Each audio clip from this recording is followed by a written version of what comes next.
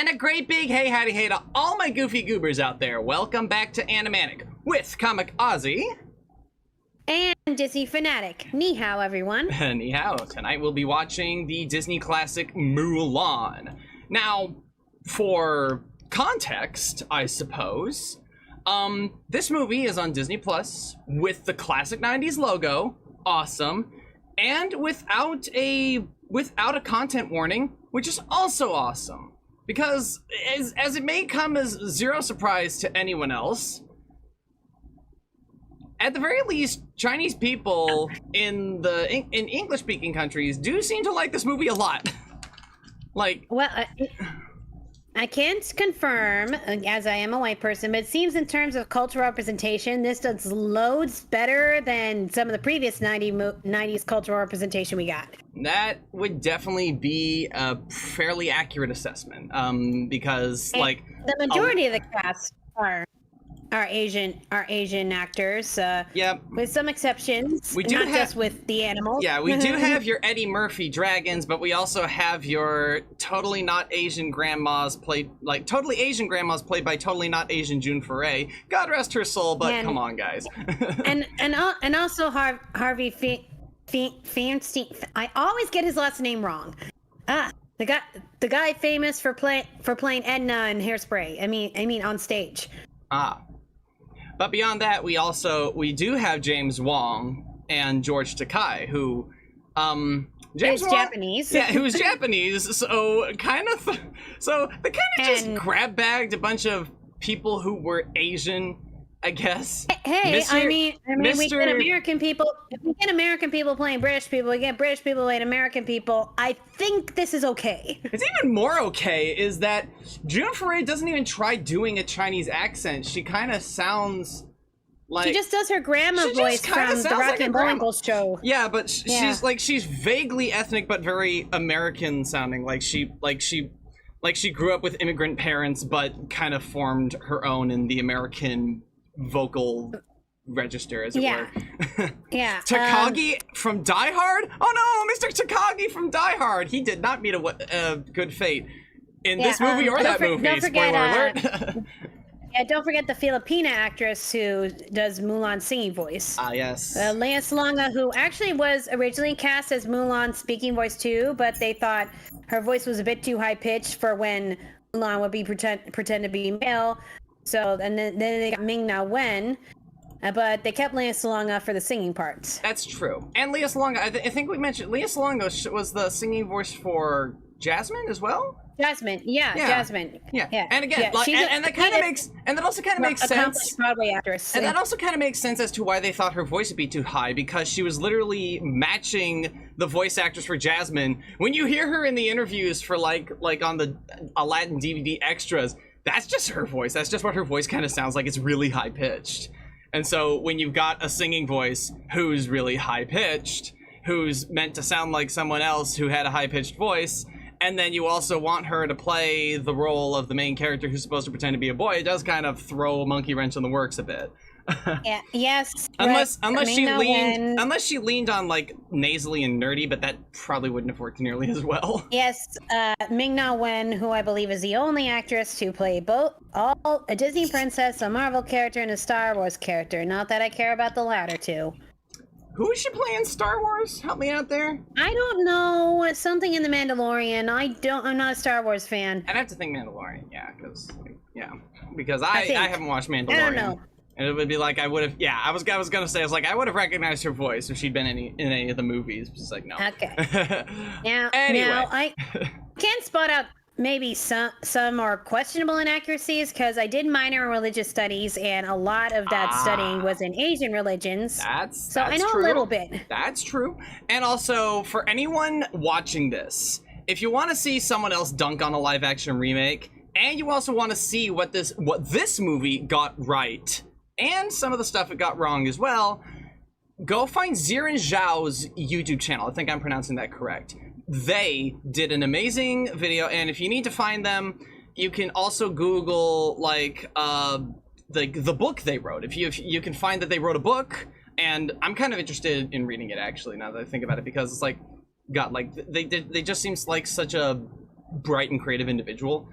And they're awesome. They have other videos, I think, on other like Asian cultural subjects, particularly because she is Chinese of descent, and so she's able to actually throw in a lot of accuracy. Hi, Blueheart, you're coming just in time. Everybody grab your copy of Mulan, because we're gonna go ahead and start it real quick, but just short form for me. I liked this movie as a kid. I feel like it was in the same way that I liked, like, I think it was in the same way that I liked Hercules, where it was like, I kind of understood what was going on, but I was so young that I didn't really know what was. Yes. Iron Widow, thank you. Google Iron Widow, then you'll find their name. But counterpoint, honey, you were a boy, I'm a girl. This was very important to girls in the 90s. Oh, I agree. I wholly agree.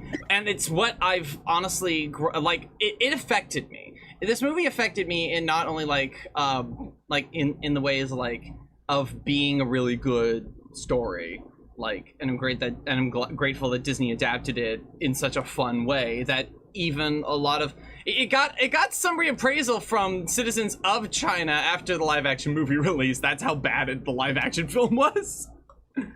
Wow. Okay. Yeah, yeah, this is, I think I said it before, that this is like one of the earliest movies I remember seeing in the theaters. I remember seeing the trailers and being excited for it coming up. And, I was like 3 years old, so that was very, very young. Yeah, I think I would have only been like 2 around that time, if that. But is this, yeah, 90? it's 98. 98, yeah, I would have been like 2 years old come June.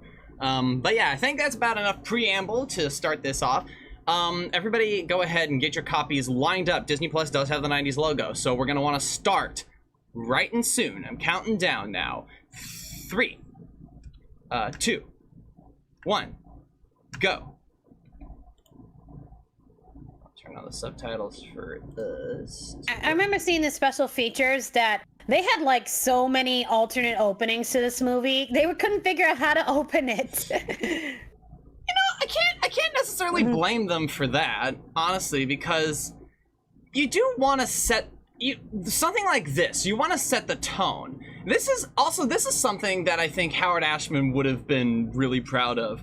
This is the animated equivalent to just the orchestra playing an overture. Actually, I think in modern Broadway musicals, they would use projections to do something like this on the stage, with the painting up like a beautiful illustration that becomes the backdrop of some like opening number or narration or something like that. Before revealing the real set. Yeah, but they did like, capture the Chinese artwork, I think, very well. Yeah. And they also kind of carry that influence aesthetically into the movie. The way they do smoke clouds in the effects art is very much with the same kind of swirls and stuff you would see in the ink brush that we established in the opening. So we're already kind of And you know what? Unlike our previous few movies, we did not start off with an opening number. No, our opening number comes in a bit.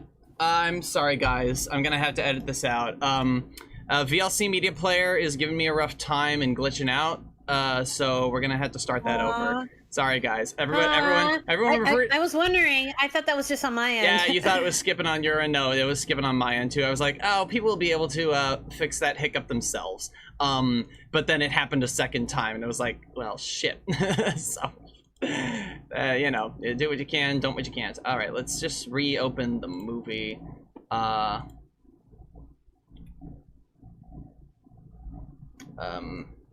wait, hang on. Okay, so there's that. Let's just get it in I'm just gonna get it in the rough approximation of 1920 by 1080 because that'll work out well. Okay, everybody. Now, if you've all reversed your copy, all right, and I'm gonna, okay, everyone's reversed their copy for the stream. Now I'm gonna go ahead and give the proper intro for when I edit this later. Now we're gonna go ahead and start the movie. Everybody get your copy ready. We're gonna do the countdown now. 3, 2, 1, go. Honey, you didn't share it with me. Sorry. You already saw the opening logo, I'm sorry. Okay, but, okay. So got it. So while that's going on, so yes, they had trouble figuring out how to open, and it's a very thick Whoa, whoa, whoa, whoa. You're not coming through very well. I'm sorry. Oranges! There we go, that's better. Alright, anyway. Look, I have a little throat problem too, so please bear with me. Sorry. Anyway, I love how they decide to open with Chinese painting, because there's always a debate. Do you start off with your protagonist right off the bat, or do you set the scene a little bit? I think Howard Ashman would be proud of this, because this is like the animated equivalent of an overture. It's a modern day they'd probably project it, but you know. Okay. I think it works for this movie because it tells you this is a movie about war. And that's a whole external conflict of this story. Yeah. And also where sets a scene. And as I was saying in our first take of this, unlike the previous movies we've had, we do not start off with an opening number. And I think the last time that happened was Beauty and the Beast. I mean, we got an opening number, but we started with this worded prologue. We started with the overture, essentially, yeah. Yeah, we didn't start, versus like Anatsagonia and Virginia Company and Bells of Notre Dame and... Yeah, but Bells of Notre Dame really opened immediately with that number. That was our prologue. But I guess there's a significant amount of time before we get a song. Yeah, but not only that, we establish the state of political affairs here because it's central to because it very much affects our main character. Shan Yu is not really important beyond, being the enemy in the war. That's why we see him before even seeing the Emperor. Because otherwise, he wouldn't really have much of a presence in this movie at all. Like, he doesn't get a song. Yeah. He's not, some people call him not that memorable. And, I remember what he looks like, but his lines of dialogue, barely remember those. Beyond the openings, now all of China knows you're here. Perfect. I just realized. It's very interesting because the Huns actually had some female warriors. Yeah. Mongolians were a little bit more, and also, while Mulan is not really a historical person, but she was a legend, kind of like Robin Hood for London. Just I think and she came around, which is one of the reasons because of the northern China and their growing women's power and all that.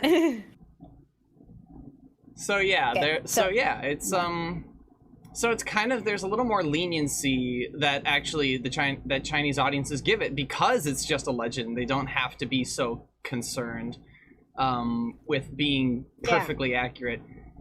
Ziran Zhao actually mentions how her story is even changed throughout history. So I mean, it's a legend. It's like you say, it's like Paul Bunyan or Robin Hood. It's like, these weren't real people. They were kind of mythic figures that were kind of, Okay, so now we're finally introduced to our protagonist. And I love the way they introduce her, because she starts out, we see off the bat, she's pretty resourceful. It's okay, I gotta get my chores done. She's not really good on time management, but she's okay, so this is a quick way to get my chores done. Man. And it's a little bit messy, but it's also kind of smart. Yeah. And also it's great. Introduced to her father here. What's really neat is that when Mulan was writing those virtues, the actual Chinese text was actually the correct Chinese word equivalents. However, the writing on the... how that dad doesn't really react as bigly as you. Yeah, he's just... I think he's pretty familiar with her shenanigans. Well, that's a pretty standard crash sound effect, a stock crash sound effect. Also, once again, the home video copy I have has this lovely film grain on it. It's something you wouldn't see because this movie is digitally colored. So on modern 4K Blu-rays and shit, or on Disney Plus, there's no film grain. It's you kind of lose something. But at least when you 4K up something like Cinderella, you'll see some film grain on it, which honestly, it's texture, it's character. Yeah, they do get it right that and then China they'd say their last names before their first names. True. Or rather, surnames, their family surnames before their names. And if I say anything about inaccuracies, I'm quoting Jiren Zhao's video. In the dynasty, or like the northern or southern location that Mulan is actually being depicted in, I think both Disney versions, she would actually be Hua Mulan, not Fa Mulan. Yeah. But there's. I think they did change it. Yeah. Yeah. It's spelled Hua Mulan. She really just does sound like. She just sounds like a standard grandma. Yeah. If you watch the Rocky and Bullwinkle series, every time there was like a grandmotherly character, like Tiger Baby. Oh, I think it's she played a witch once with that voice. Specifically on Rocky and Bullwinkle, though, because the other witches, she did that nasally little voice. She did. Yeah, remember And June here's our Foray open was like number. every single female character in that show. She was, wasn't she? I love the horse design. It's another, and this whole movie taking place in China, and the way they draw the characters' faces and structure of their bodies. You will never, like Hercules, even though it's slightly less stylistically intense because they don't have Gerald's scarf on it, but like he definitely probably influenced the horse, right? Like because that horse definitely had vibes of Pegasus. Right. But obviously this song. Yeah. So my psychology of gender professor, she had this thing where she'd harp on all the Disney movies. Okay, At some point wait. she'd be correct. I love this about the audio mixing here. You'll actually hear the mom sing the melody. She's off in the left channel, and then she comes back. It's just great. And I then love we see her that she's already a strategist. We already see her like I would say, is that wisdom or intelligence? I think with checkers it's intelligence. Yeah. It's very clever. Yeah. Okay. And then we see that with that intelligence there's also like that she's empathetic, and she stands up for the little girl. I love that animation too, because it's visually depicting what the lyrics are saying. The boys have little toy swords, they're bearing arms, and then she gives the toy doll to the girl who loves it like it were her own son. It's just what you hear is what you see. It's really cute. Now, this, like I said, my psychology of gender professor, she'd never seen this movie, but she criticized like all the songs in it. Like, she didn't get that the lyrics are meant to be ironic. Yeah, we really are establishing. So this is how it kind of works similarly to Belle. It's like it's a more of a ensemble number here, right? And it's getting like the societal expectations out of the way, but then Mulan gets what her expectations of herself are. And yes.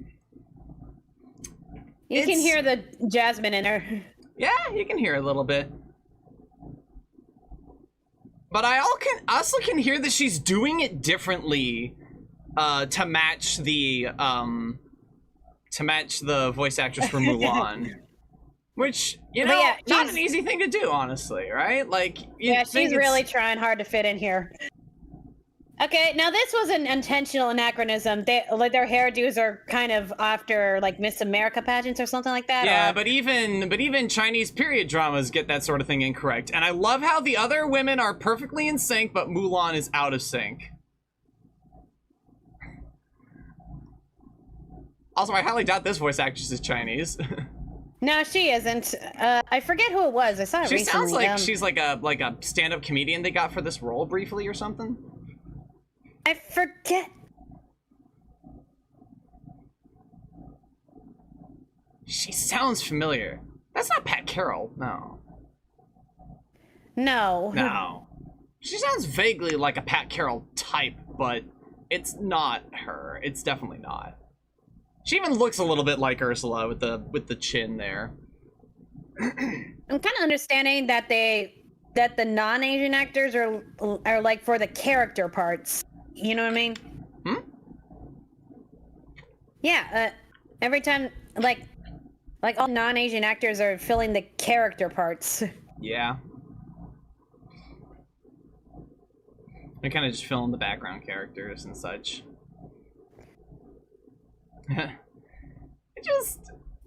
I Oh, remember I and looked then it up here we go. recently. Just I can tell you Sean Yu is definitely not Asian. yeah. Oh, good! Yes! Oh, she's Professor Sprout from Harry Potter. Mm. She was You- one of the you know her She was face. one of the ants in James and the Giant Peach. Okay. Exactly. That's yes, and also in Babe. Remember the sheepdog? Oh. She's a very different character, very different voice there. Ouchie, ouch. Yeah. The whole Glad I comedy looked of it this up. sequence, just everything going as wrong as it could possibly go. Oh, Grandma.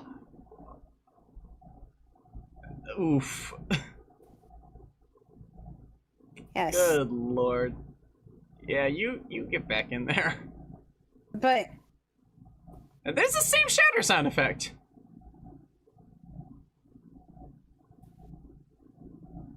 It's a brief moment, but you see her lip quiver and her brows turn up and it's like, and then she turns away super quickly. She definitely went off to have herself a good cry. Like, good lord. oh, and I love just the little thing that they have like a hair out of place after Yeah. her.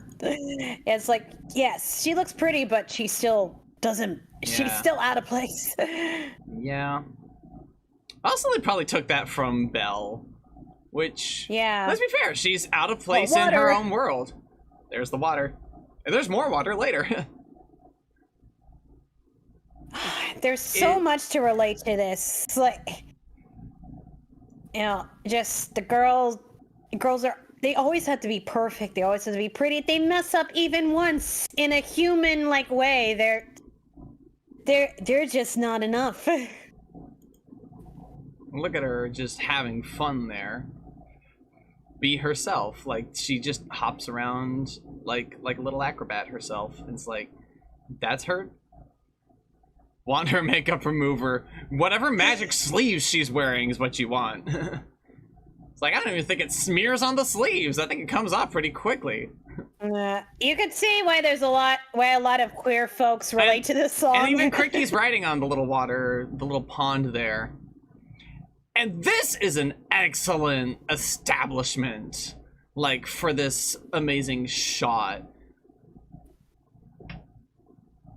Oh yeah, I mean, it may not be realistic, but it works so well.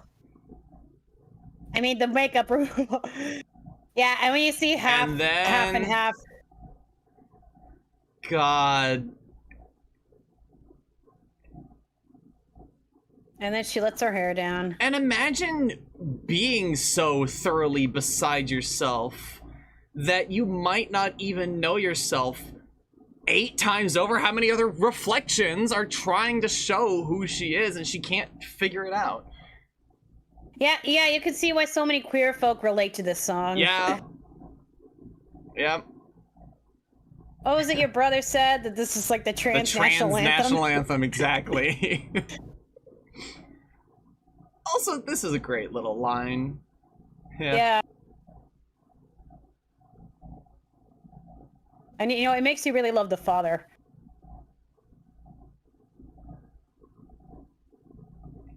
He's basically said he does not care that she didn't, like, get in good with the matchmaker. He loves her anyway. Her time will come. It will... Yeah, I know. And it also makes like, oh yay, sweet dad. And then like And 5 then seconds later. shit- and then shit happens. And I know something that also got accurate is like Grandma all being the up. all the males in here have long hair. Like that's true. It's actually... Chinese men never cut their hair. It's a big unless they deal were- that you are not allowed to cut your hair because it's a gift from your parents. Cutting your hair would be disgraceful to your parents. That's the reason why. And that's why some people. That's actually the that's reason. why some of them shun booty punks. That's actually the reason why Zuko and Iroh cut their hair at that point in the series, because they've basically been completely disowned by the Fire Nation and the royal family. Yeah, the exception is if you became a Buddhist monk, because That's shaving true. your That is absolutely true. head That was- is that is a big yeah. exception, which is probably why we have the one bald guy who is like chanting. I'll get to Shenpo later. Shenpo, thank you.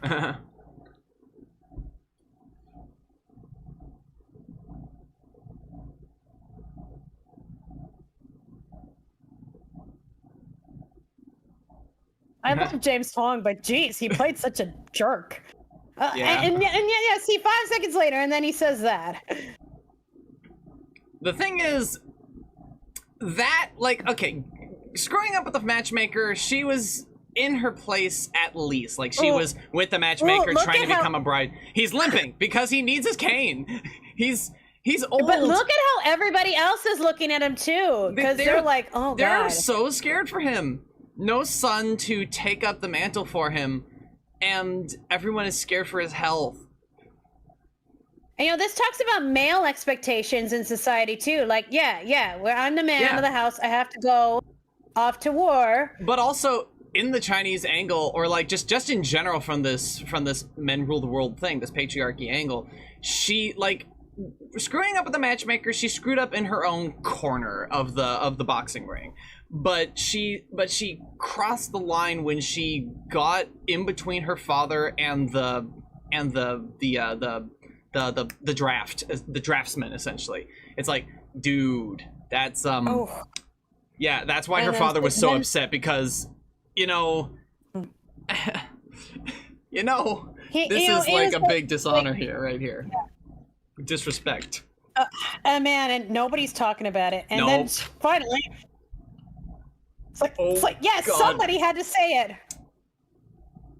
Yeah, that's what I'm wondering. Like, wouldn't they have told him when they sent him back? Because he probably wouldn't. Surely they have a physical or something. Unless they're really that strict. Yep.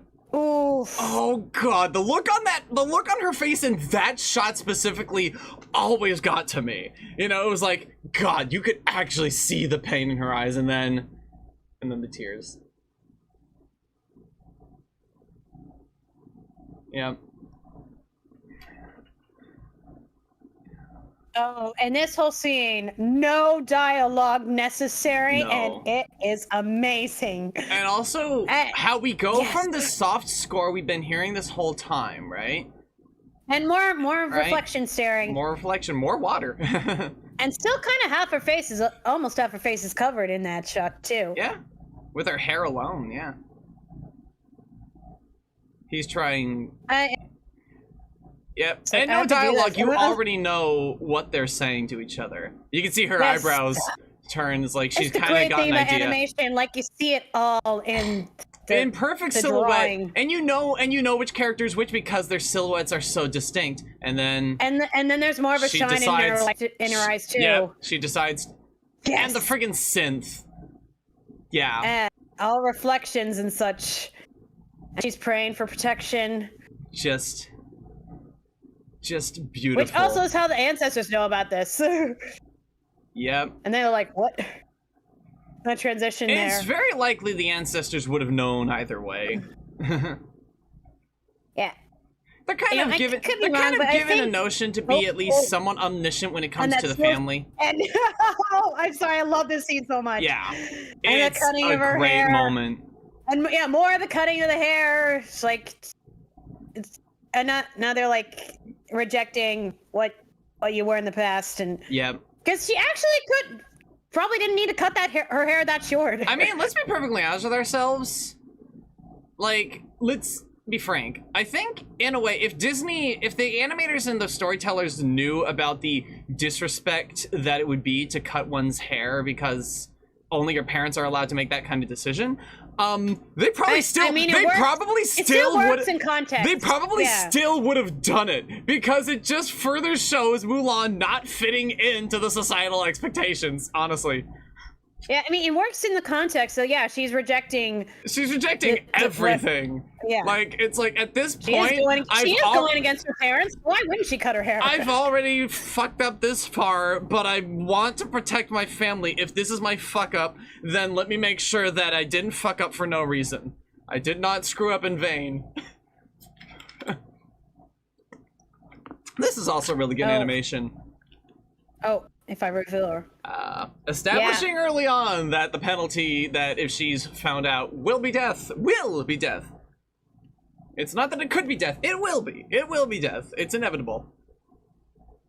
And you know, even the grandma, who is not much of an ancestors praying, as we've established early on. Yeah, we she's established like, that she's not terribly like yeah, she's I guess more religious in this angle.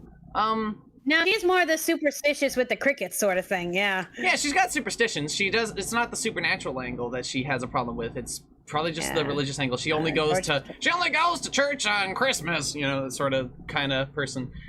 Yeah. Now. And here he is. Here he is. In one of his best roles ever. It is a really good role. And I think it's Tony Bancroft who's the lead animator and responsible for the design of this character. And I love how we do these like really sharp looking spines and his like slit lizard eyes, and then he goes silly cartoon guy. Yet we never see them. Yep. Ugh. We get his little backstory too. Yep. It's so weird hearing George Takei nowadays. When you hear him in the original Star Trek series, like, what happened? Did he go through puberty or something? I think he got older and his voice just kept dropping, probably. Yeah. Like, going through second puberty. Now, some of these background characters definitely aren't Asian. Yeah, but also very distinct designs.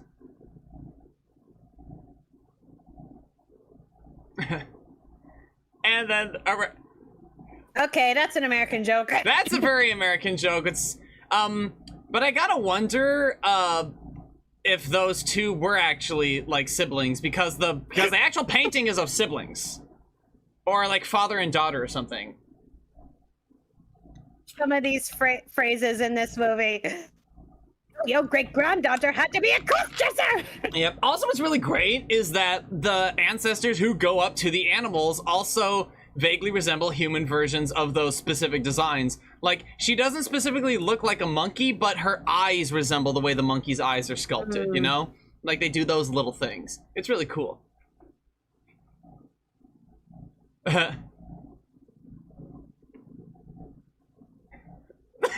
It's a good joke. That's a really good joke. I love it. You even need to know the full story about that. You don't need to. It just... And then I thought they were climax. I think that's later with a different character on a different surface.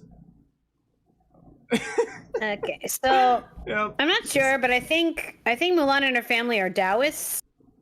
As I'm trying to think of like I mean, sure there were some other religions at the time, but like the three big ones were Taoism, Buddhism, and Confucianism. Confucianism's not really much of a praying thing. That's more of a scholarly thing. Yeah, it's more of a philosophical kind of thing. Taoism, which I think that's really what they're leaning more on. But of course, I mean, they just turned the ancestors meetup into like bingo night at the old folks' home.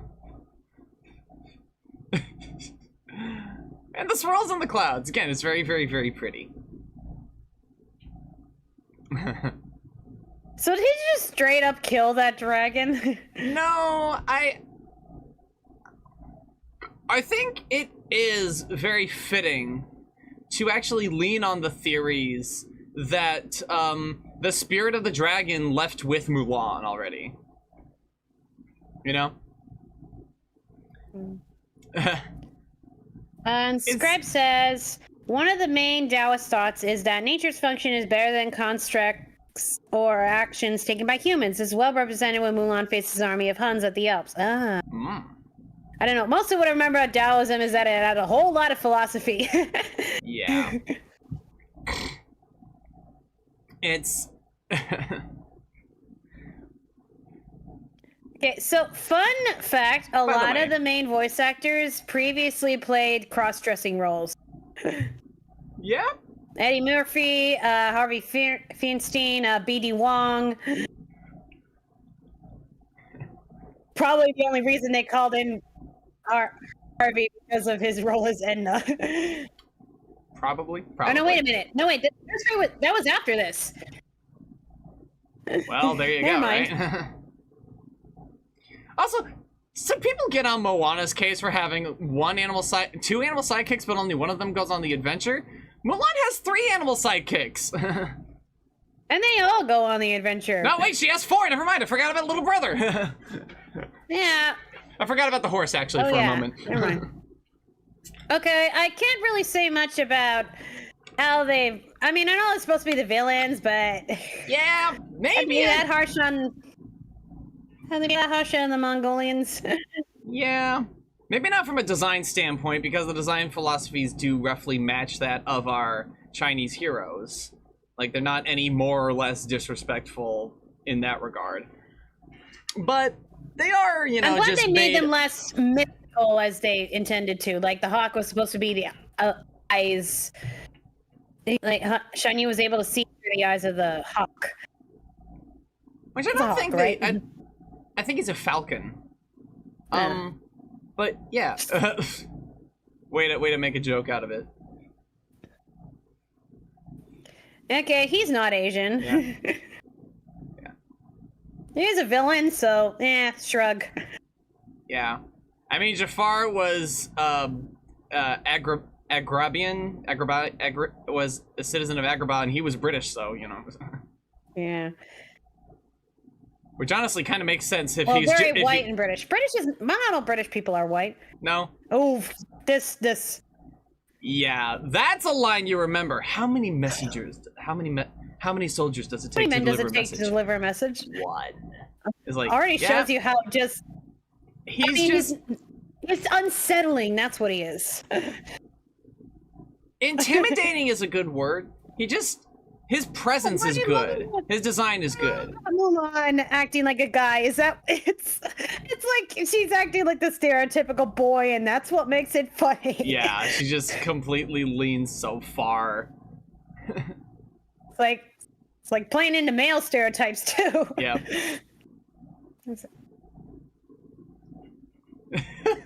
Haunted mansion music. I think. No, this is gospel, like electric organ. No. It's the Haunted Mansion music backwards.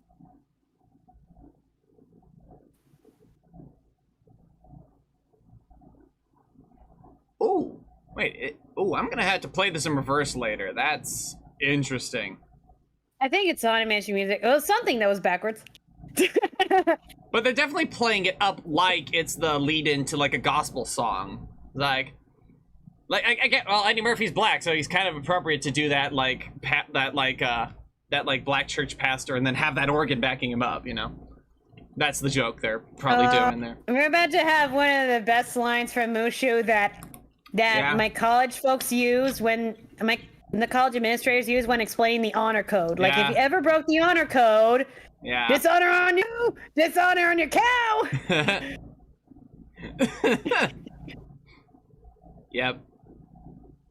Yep. Now that went over my head as a kid. Yeah. Yeah. I mean, come on, Mushu. You had that one coming. On your cow. I mean, let's be fair. He had that one coming for the X-ray vision thing. Yeah, because even his eyes went downward when he said that. Yeah. Yeah. I don't think he actually can. I think he was playing with her. Like he can't actually. Yeah, well, it was an uncalled for joke. It was really uncalled for. Like, he's trying to impress her so that she trusts him. Obviously. You know, Mushu is honestly very terrible at teaching her how to be like a man. Yeah, like, was she walking like? That's the funny thing. It's like she's trying too hard that people notice.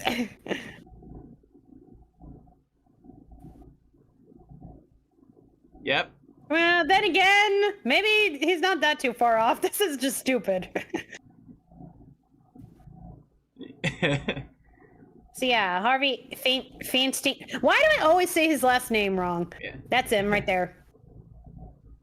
Yeah, he initially didn't want to do this role. he initially didn't want to do this role because he's like, no, I don't want to take roles away from Asian actors. Like, well, actually, we have a lot of Asian actors here. Like, well, okay, I guess. He'll be the funny comedy short guy. He kind of looks. Okay. He actually kind of looks like him too. It's like a short little. He's actually guy. very. Well, I don't know. Maybe I just think of him as huge because in the Edna costume. I mean, I'm comparing him to when I saw him in, like, what was it, Independence Day, and he was standing next to Jeff Goldblum. He was in Mrs. Doubtfire, remember? He was the one who dressed up Robin Williams. That's true. That's true. He was. More cross-dressing. More cross-dressing, yep. I don't think he's really sorry. Same time, can you really imagine a different voice with this character? I mean, it's one of those things where, like, I think he looks a little bit like him. Like, so it's like, it's where it kind of ends up like, you design the character. Firestein. I can never say it right, I'm sorry. Fair. Oh, can you imagine picking up all that rice? Well, they're gonna have to pretty soon. Fair. And they got the right spoons. They got the right kind of spoons. Fire. That I know, cause Fire. Yeah. Why'd you write it like? Whatever. Firestein. Firestein. Yeah, I saw the spoons. I babysat for a couple Asian families, so the spoons are right. And yeah, a lot of rice. Especially with that one family that was half Cambodian and half Colombian, so a lot of rice. And when the babies throw the rice, oh boy.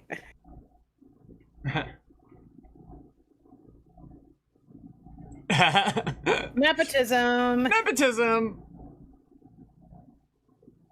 And there's BD Wong. Yep. Something he's famous for is playing Linus in Your Good Man Charlie Brown. Huh. Which is interesting because he doesn't sing in this. But he can. He doesn't. Yeah, it's Donny Osmond who does the singing voice in this. Yeah, but BD Wong, he also played Madame Butterfly, which was another cross-dressing story. Nice.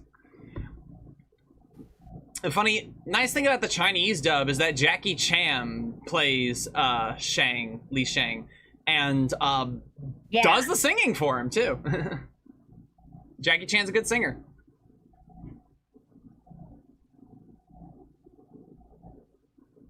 Off they go. The military men. There they go again. And and like Mulan, he's trying to bring honor to his family as well, and impress his father. I think I heard that somewhere, Squad, and that makes sense. Sometimes your singing voice doesn't always sound like your speaking voice. Like, I mean, is this an army camp or kindergarten? I mean, to be fair, Mushu did start it.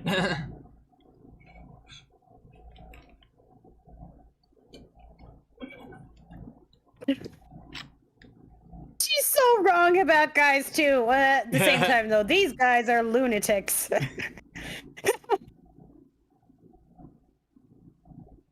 It's like, but this whole my psychology of gender professor didn't understand. But this makes fun of stereotypes.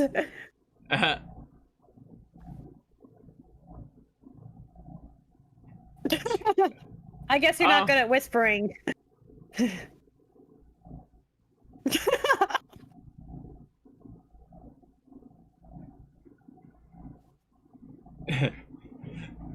What's the funny joke about this name? Somebody in the chat, please. With the anecdote.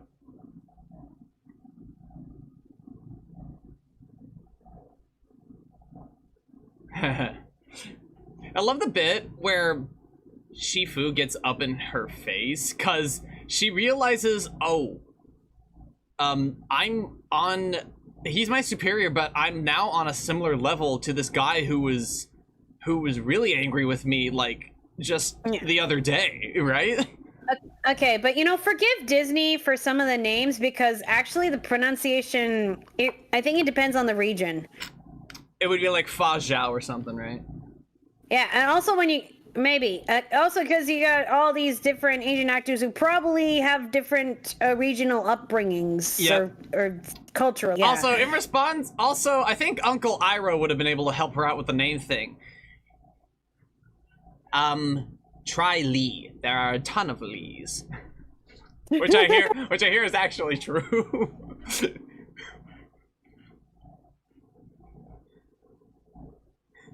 Well, there are lots of Lees, whether it's L-I or L-E-E, all over Asia. So many Lees.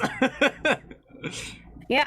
We had like a ton of Korean kids who all had the same last name, Lee, and yes, they were not related. Yeah, there are a lot of Lees. Yeah, I was like, are you guys still triplets? No. Oh. I don't know what the voice actor was doing, but talking like you have your mouth full is always kind of fun. Eddie Murphy. Didn't Eddie Murphy do a cross-dressing role at 1.2? I want to say he did, but I'm not sure.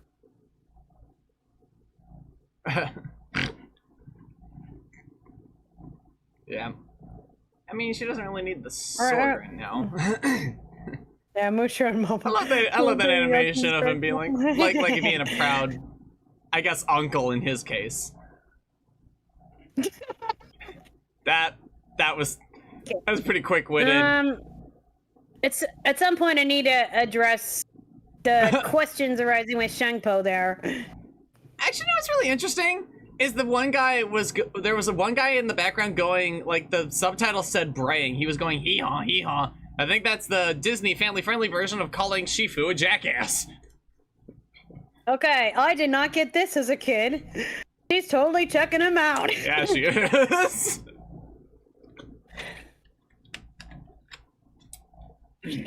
Huh. Huh. There's so many adult jokes in this G-rated movie. Yeah, it's rated G. It's the G-rated. So many adult jokes. It's the G-rated version of adult jokes, where it's like. And I'll do it with my shirt. Wait. He did cross-dressing in The Nutty Professor and Norbit. Oh yeah, because he played his whole family, which consisted of a handful of women, right? Like, yeah. Oh yeah. That's right. In The Nutty Professor, he played his own family. Like, just multiple Eddie Murphys. How strong Shang is. He was able to live those and Yao. Yeah. Be like, also, damn. Because Yao spoke up is why Shang picks on him, and then everybody steps back. I mean, that's totally a coach thing to do. I do that in the swimming, too. Yeah. Like, okay, since you seem like you know what you're doing, you do it. You go first. Show me how to do it if you know so much. Also, Sideways YouTube channel did an excellent explanation of this song, I think in comparison to the live action version, I think, is that the villain in this movie is actually the societal expectations placed on Mulan. That's the thing. This song is the villain's song. Yeah. It's not sung by the villain because the villain is societal expectations. And, yes, and it's an opposite to the Honor to Us All. Pretty much it is. The Honor to Us All was about the women's role, and they must know their place. So they must know that men honor their family by bearing arms, and girls bear their... And also, focus on that lyric for a minute, right? Yeah. It's like, in the song, they say a man by bearing arms, a girl by bearing sons. They have a low expectation of women in their society that they don't even call them women in the song. That's about the societal expectations. I once sang this in Romanian for a cultural festival. Which and be a man, yarbat. And one of the lyrics was actually translates to "Your right arm as strong as a cannon," which I think actually fits in the movie. Now I get why he's upset. Like and the arrow's still up there. And you know, see, he's kind of on pressure too. He is. Yeah. He's got expectations from the Emperor's stooge and his father The Emperor's Stooge just happens to be the closest within like rock hitting distance. Just throw a little pebble at him. And like give Mulan some credit. She's never had to do this much physical activity before. That's true. She may be like she wasn't raised that like way. Cause the thing she is limber, obviously, with her little like "be myself" line where she's like walking across the edge of the bridge, right? But she's not strong. She has to. She doesn't have the. Scene. She doesn't have the muscle. Is a scene that sticks with a kid.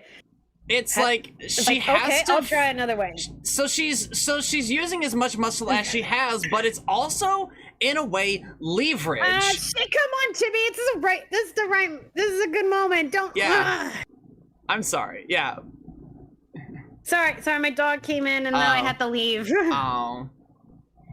But yeah. Come on. And there she goes. The best part? using her leverage to like. You guys are not helpful. Love that shot. The angle, the pan down of the camera with the 3D element of all the characters all lined up perfectly. Well, he clearly doesn't give a shit about anything around him. He'll just plow through anything if he can do it. Oh my god. He'll just plow through anything if he can help it. And oh shit. Yep. This is also a pretty evil moment, but it's also one of those lines that isn't terribly memorable. What's memorable is the doll itself.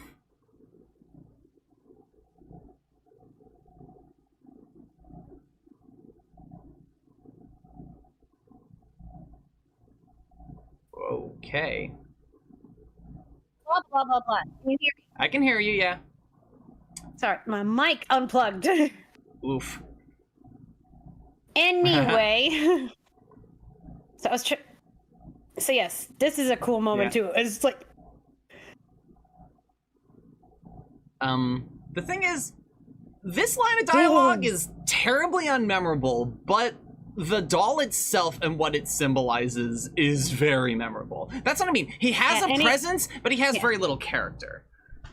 I didn't get to say what I needed to say. Yeah, so yeah, the whole thing about Mulan retrieving the arrow, that is something that sticks with you as a kid. And it's important to a little girl, too, watching, like, yeah, I could do something like that someday, too. Yep. It's not that she could do everything the guys could do. It's that she figured it out. She was clever. She worked her way around the solution. Like, with her, you know... Oh god, they really pushed the boundaries of a G rating with this scene. Yep.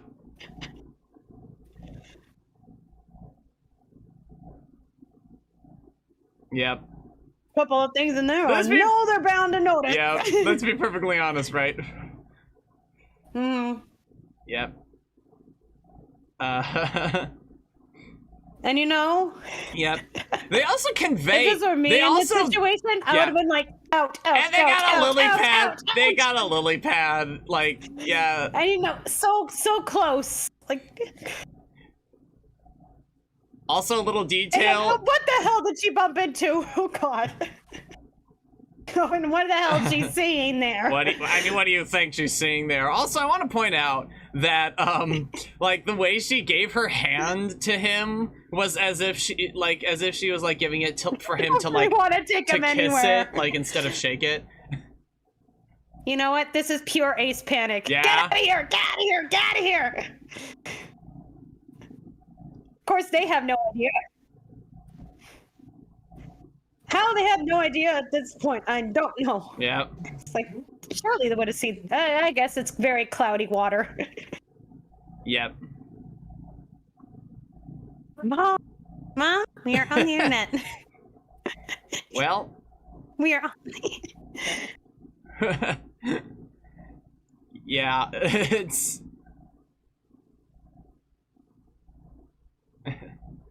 Yep. Even the horse isn't having it. No wonder my roommate thought Mulan was ace. She's just not having it.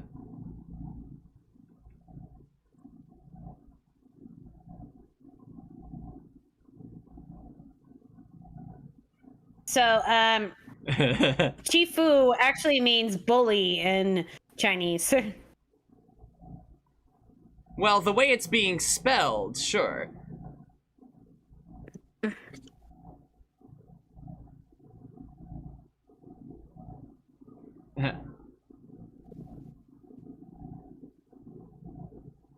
Jeez, those are noisy steps, Tibby. Oof. Yeah. Yeah.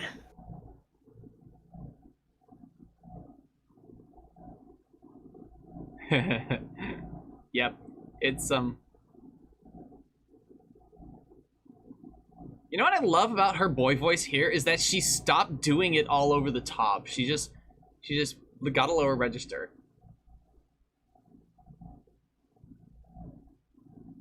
Yeah. Love that drawing. Just the fine, perfect, like, just structure of his body bending in the direction of his pointed arms. Just really beautiful. Animation, right? They really don't do much with Shang and Mulan in this movie. I mean, let's be fair. They did what they did do, though. Love that. Also, evidently, what Cricky is writing here is basically Chinese, like, menu. Yep.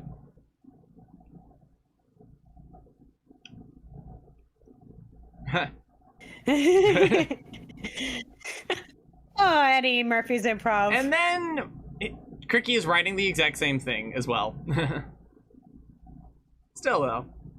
Well, maybe he did it in a different tone. Maybe he wrote Kung Pao Chicken in a different tone, yeah.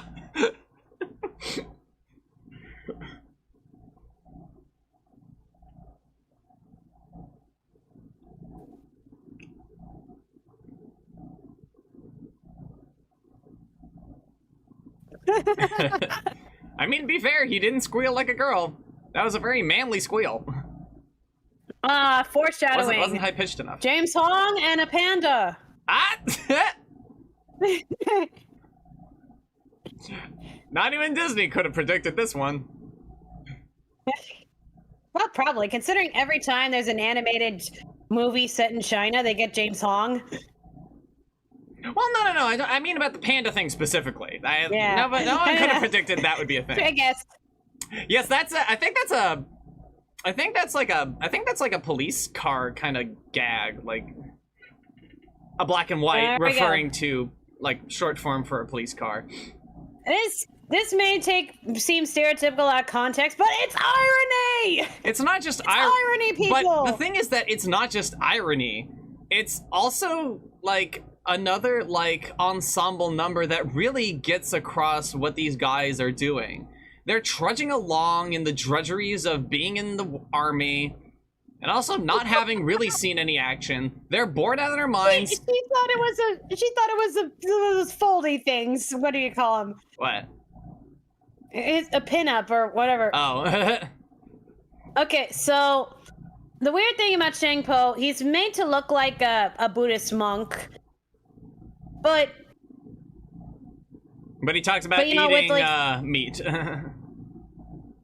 Right? Well, some Buddhists actually do eat meat, but as long as they're not the ones killing the animals. Right. But love that. But no, it's the excess of eating that's the issue, because the whole Buddhist thing is finding the middle way, and they would have like one meal a day. So all I can really, and he wouldn't even be drafted, I think. Yeah. And so also, all I can think is maybe he had joined the order, but then decided to leave it and go to war. There's also the distinct possibility. There's also the distinct possibility he came back home from his time in the monastery, and then his father was being drafted, and then he came up in his stead. Probably. So yeah, that's all I can think of. What there's like, or maybe he left because he didn't like the fact they only ate a meal once a day. I wish you could be his girlfriend who lives in Canada. and well, also because Shang Po talked about getting married too, so maybe he really did the monastic life fairly recently since he's so bald. And here's another thing, right? Like, before the song ends, I gotta point out, they're coping with the drudgery and boredom by creating imaginary girlfriends. And then And then the reality. And notice that's the last song we get. And here's the thing. We get this... I think more musicals need, I think more, stage musicals need to be bold enough to have such a moment, right? Where you do not resolve the final note, you just cut the song off because, holy shit.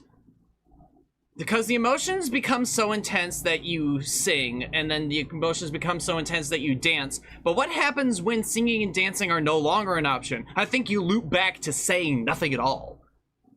Yeah, this was the first Disney animated movie, and correct me if I'm wrong, but and I think to this day still the only one that deals with war. You know, in a very real way, and in its entirety. Yeah, this really is the only movie that directly gets into war. Like, they are in a war. Like, war may be mentioned in other movies, or maybe on the side of other movies, but in this movie, it's front and center. The movie is about the war. Mulan is saving her father's life by going to the war in his place. And so, stuff like this... All the bodies, too! Oh, God. The horse, no horsey back there. There's no horsey. Oh my god. I love Shang-Po. He's just like, he shows. Yeah, you can. He's like the sensitive one. I love it. His father. My god. It's hitting for these boys. These boys too. Yeah, like, they haven't. Yeah, we've been just trying to be tough. We've been having fun in games, but now it's like, oh shit. And maybe going to war would be honorable. Dare we even say fun? But. Now they really realize what they got themselves into. I was oddly enough not traumatized. Like, I got that, like, yes, this is a very, very scary situation, and that's what they're fighting for. It's really what they're fighting for. It's not about, like, the girl worth fighting for and all that. It's...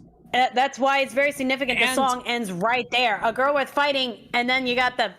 And honestly, I don't know if they're playing an instrumental of A Girl Worth Fighting For, but if they were, it would be very perfect to play it here to reorchestrate the context. Okay, they aren't. They're playing that war music. But here it is. And why I think A Girl Worth Fighting For is a great song to play right here as an instrumental. Because what we have here is this humanizing moment.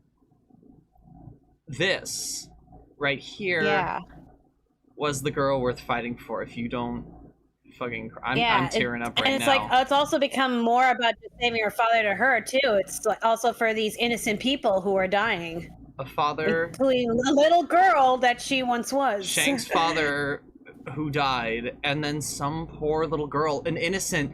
And it mattered, and that's why the doll is so important. We never meet this girl. She's not a significant character. That's what's important. War takes everyone. And wow, the CGI on that cart was really good. Like, I barely even noticed that. His eyes. His fucking eyes. Why? I mean, Amushu, why? Yeah. Ah, shit. At first, when I first saw that, I thought he was dead. But no, it just got him in the arm. Yeah. He shook it off pretty quickly. He shook it off pretty quickly, too. Like the armor slowed down. Because I think it went through the shoulder pad. If it didn't hit a significant artery, then yeah. But also, I think it went through the shoulder pad a little bit, and because of that, I think it might have slowed down the arrow a little bit. Come on. Okay, just at that point, because the card is gone. The card is gone. Yes, we've established early on, Mulan knows how to take the shortcuts. Sorry, she was being pragmatic. Like just that, when people try to overcomplicate it, and she just takes that. She takes the straightforward solution. It's like unattached. We need to keep the reins forward. Wait, what am I doing? The cart's a lost cause. Let's leave. It also adds back to the scene with Mulan giving the doll to the girl. Stop making me cry at the beginning in the song. God, you're gonna hurt my heart, man. You're gonna hurt my heart. I gotta do a commentary. You can't make me cry right now. God, the smoke. Yeah, the smoke like at the top. The smoke at the top of the mountain. Okay. That's a moment, but here's the actual moment. All right, everybody, bring on everything we learned from Lion King and Hunchback of Notre Dame, and let's just make the massive Hun army right here, right now. Yeah, and this is why this is stupid. Like, but this is stupid. It's not. This isn't honorable. This is downright suicidal. They set up like they're so far away. You barely even notice there's any CGI being used. In fact, I think on that close-up shot, only the horses were CGI. In the canon, Shan Yu. Such a risky maneuver. Yeah, what if you had a non-moving target? And also, this is how avalanches work. Loud noise? No. The Huns rumbling down the mountain didn't even cause the avalanche. She needed to hit the loose powder specifically. She knows what she's doing, and God, if it ain't friggin' clever. Yeah, we've had it established early on. She's resourceful. She's resourceful. She's intelligent. She's clever. She sees things that no one else does. And also, she's playing that game of. It also creates. She also creates. Here's the thing, though. The Hun army can't get away in time. Their small ragtag group could get away from the avalanche in time. That's kind of part of the reason she does it. Iconic line. He was 3. Also, when you realize Moshu was technically blasted into a mountain. Well, I don't know. I guess it's dragon. He's kind of a dragon. Resilience. He's kind of a dragon demigod kind of thing. He'd probably survive anything, really. It's the cricket who I'm surprised survives things, really. Black when she played shogi, yes. Holding her side. When they were playing the Chinese board game and she managed to win the game for the other guy or whatever she did really well. Yeah, that's what I was trying to say, but I couldn't remember what the game was called. It wasn't checkers. Shogi or something. Yeah. Looks like Mushu's blasting off again. Thanks, squad. That's great. I had to read that one. The fact that Mulan gets through this while she has a gash in her side. Yeah, I think she's running on adrenaline. It's gonna hurt like hell later, which we see later. Also, they made a good spot. Like, they made a good spot out of that. Way to go, guys. Yes, we got it, Scribe. The CGI on the shield here is really good. Love that. That's really funny. See how the kids always still need a little comedy relief for the kids. Also, because this is a victorious scene, we can have a few laughs here and there. And then we get some tension. Again, the thing is that the comedy relief isn't like... is not just funny, it also lowers your emotional guard, so the tense moments are even more tense. Now see, here's another woman who saves her man. Yeah. You know, I gotta give him credit. He really tried. He really tried. Yeah, those three, Ling, Shangpo, and Yao, they're real bros. Aww. No. And, I think it was pointed out to me that they're for a girl power movie. There are so many guys in here, but here's another. It makes sense because we're in an army here. That's another good gag right there. The animation on it being really good too. Just like, This is a badass move. Mulan. I'm sorry, not even the modern Disney princesses can top the badass move of Mulan, bringing down a whole mountain on like over 1,000 tons. You know what's really funny? I think we could talk to someone on production staff and say, so how many horses and Huns did you CGI into that scene? How many people did she kill? You'd love the moment in Once Upon a Time where Mulan and Merida meet up and they're like best friends.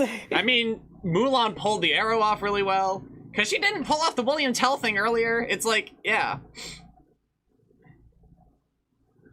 Well, remember we had a little training montage. Yep. That's what I'm saying. She got a handle on all that stuff, and now she's able to use those skills. That's the thing about Mulan. We see her growing we see her get stronger, whereas Merida's already physically strong and all that. But I love how the lip sync and even his hold on fades into an echo that almost sounds like he's saying Mulan. Yeah. It's great. And it also kind of, oh my god, Ling's face is so fucking heartbreaking. When the doctor's, this doesn't even need to be said. It's again, and you see like, his reaction. What? You know what the doctor just told him. Even Mushu knows. Yeah. I think Mushu actually heard. Like. And now notice that Mulan is drawn differently. Yeah. Her face is drawn differently now. Yeah, her face. Yeah, that's what's really sneaky. They draw her face. They drew eyelashes on her, on the edge of her eyes. They weren't doing and that. give her cheek blush. Yeah. And the thing is, yeah, they only do that when Mulan is being depicted as a woman. Like untying the hair shows that she's a woman. I'm sorry. Like untying her hair shows that she's a woman. They all have long hair. Yeah. Sorry. That is kind of funny. It's kind of a American thing. It's like we expect women to have long hair. I think the thing is like you just there's still an American audience, and it's more symbolic taking off the hair, I guess. Also, I want to point out that if this movie were made for a much older audience, the way he would prove she's a woman because he doesn't give a shit would be to pull back her bandages. Yeah, I love how like the guys are like no, he can't do this. Oh, that's Chris. That's Chris Sanders? Chris Sanders. Is it Chris Sanders? I think it's Chris Sanders. Chris Sanders did Little Brothers Barks. That's really cute. Yeah. A life for a life repaid. Man, God. Yeah, but I loved how the trio was like, no, you can't do this because like even they were like, this is unjust. They respected her, like they knew now, but they didn't change their opinion of her. It just recontextualized. Oh, when we were in the lake. Oh. Oh God. And now we kind of feel we kind of feel a little sheepish about it, and like, wait, you can't do this to her. Wait a minute. Yes, Mulan and Merida were shipped during Once Upon a Time, and they should have gone with it. Honestly, I would dig that. I dig that. I dig that. That's really cool. Well, also because Once Upon a Time they did show that Mulan was attracted to women, so it could have happened if they just continued with the characters, but no. What happened? They get put back in the storybook? No, but I think like the actress for Mulan was taking on other roles, so she couldn't come back as much as some of the others. So it's a scheduling issue. But I think they had more stuff planned because there was hints that they had more stuff planned. There was a pink in the background, meant blood has been spilled. Wow. But after he spares her, the pink goes away. Yeah. Okay, that's really cool. Give it up to the color, the color storyist, the story colorists. Yeah. We're going back to the reflection thing. I think, isn't it playing in the instrumental in the background as well? I don't know. It would. It should. Should do.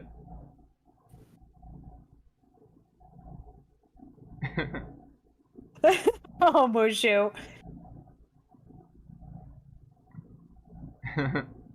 Yeah. Oh, but then we get Mushu's little reflection. Yeah.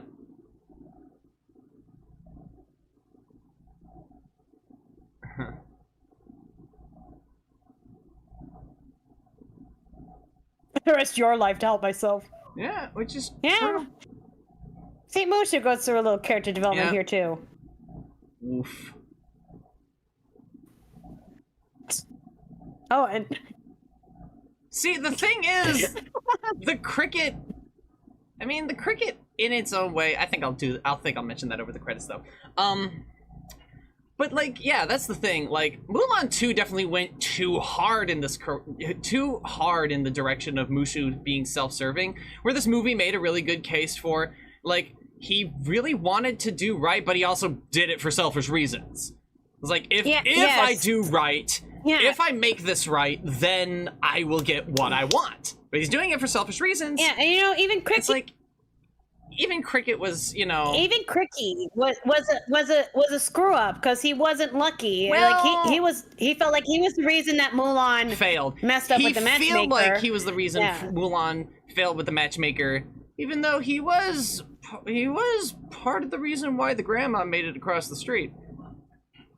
Obviously, obviously the most. Or was it just most, that all the no one wanted to run over a grandma? No one wanted to run over a grandma. Like they obviously noticed her, but you wonder why they obviously noticed her. Because it's an old lady. I'll get back to this in a minute. Yeah, how do they survive? Are they just built out of these guys just built out of steel?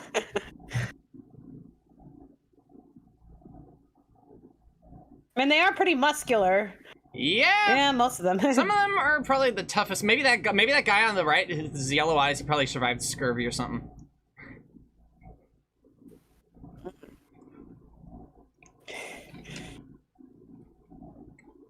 It's like, this isn't just about my dad anymore. Scurvy.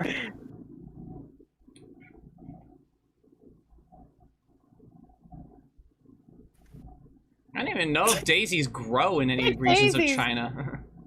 Yeah, Eddie Murphy improvising. Yeah. I always understood. That's an iconic line. I always understood the angle of it sounding like, you know, like buns, like a sweetbread. But but only when I got older did I realize that buns were a substitute for, you know, ass cheeks.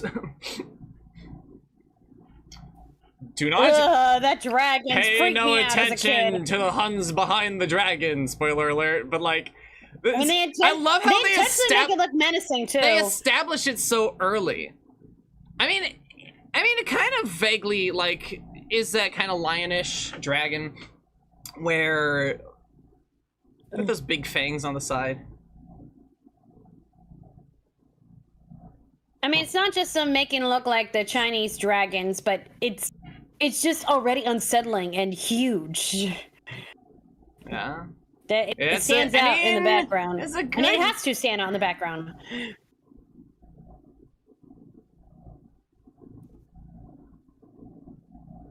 And he's like... Because you essentially lied to me for and like, the couple of weeks. And then look at how he looks at her, and look at how they look at her. They give her the glance of like... It's like... And look at the way, like, Yao looked at her. Like, his eyebrows perked up as, like, keep your eyes open. He's like, should we? I mean... Yeah, well, they know what she can do. They know what she can do, but is she lying? But is she lying is still the question. Because everyone is still blindsided when the Huns do finally pop out of that thing. They're walking right behind it. Not that they'd be able to jump any of those motherfuckers, but, you know... I mean, just look at that face, just creeping up on him. Notice that this probably wasn't rehearsed. The dragon was not supposed to come up on stage with them. Love that guy's design. I love the hair on the sides of his face. He only gets that one shot where he bangs the gong, but like, that's an iconic guy. That's an iconic shot. Used in a lot of trailers, I'm sure, if I remember correctly.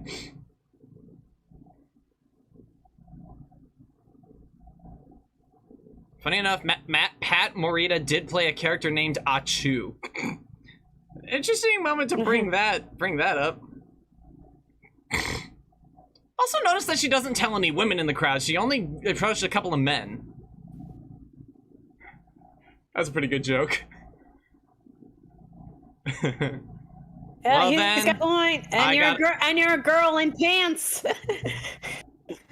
You're a girl in pants. No one's gonna trust you.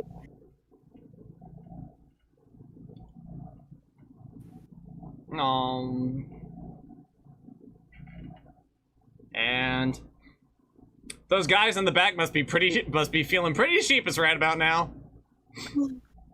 Now that is cool. Yeah. Again, when I say he has presence, his design and his general atmosphere, his color palette, his general shape, it works. His lines of dialogue are kind of forgettable.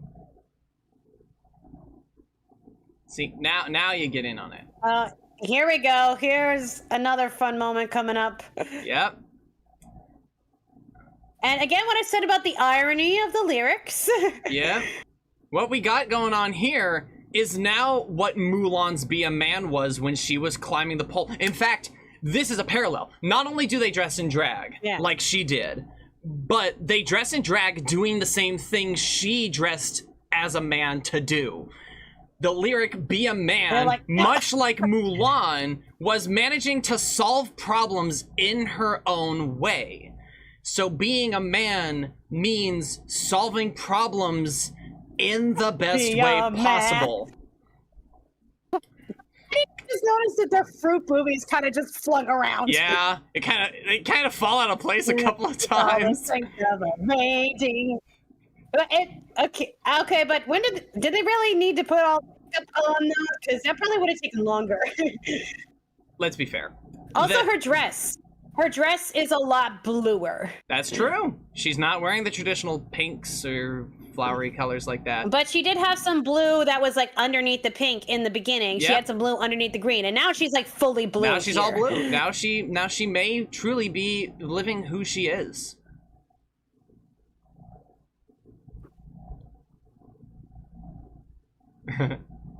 I do love the Emperor's. The Emperor's lines are pretty good. I'm trying to remember what his line is here. Oh.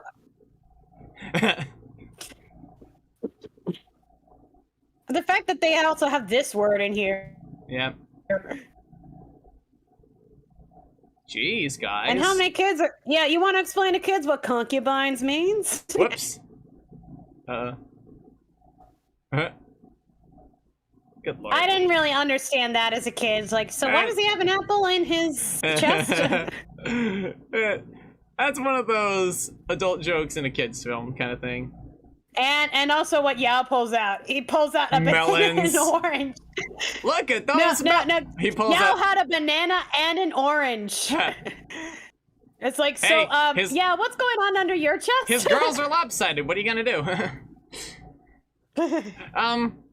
But I love how Shenpo pulled out. Here it is. Oh, here's the line. It was. And that look at Shanyu, it's like all he really wanted was just to be acknowledged as a threat. Yeah.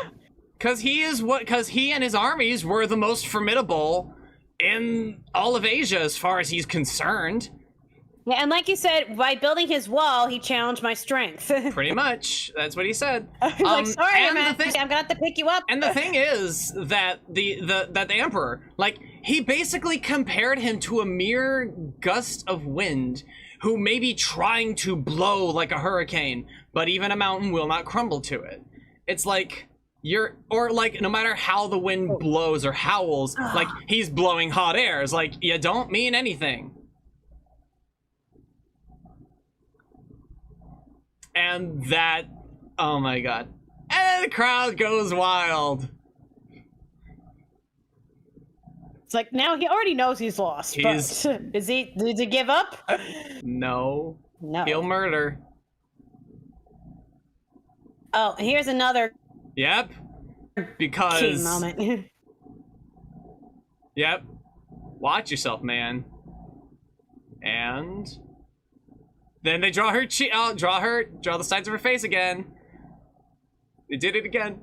He doesn't even go like, oh my god, it's a woman, because the Huns actually respected women. It's like, it's you. At this point, yes. Revenge is all he has. Yeah, I think those guys, are they like the director? They are drawn to look like the directors. And I'm not sure if they're voiced by the directors, though. They might be. Because I think the Musker and Clements cameos in Aladdin were voiced by them. I don't know about. I think they were. I think they were voiced by them.